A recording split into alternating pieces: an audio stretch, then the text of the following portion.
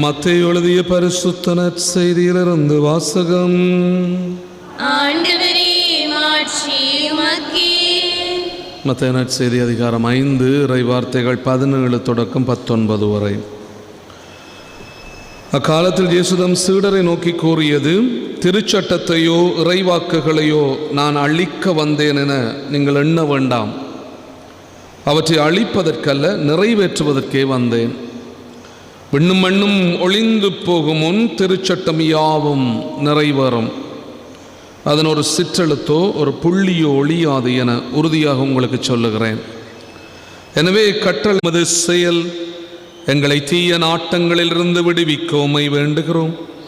இவை எங்களை நேரிய வழியிலே நடத்தி செல்ல கனிவுடன் அருள்வீராக. எங்கள் ஆண்டவராகி கிறிஸ்து வழியாக உம்மை மன்றாடுகின்றோம்.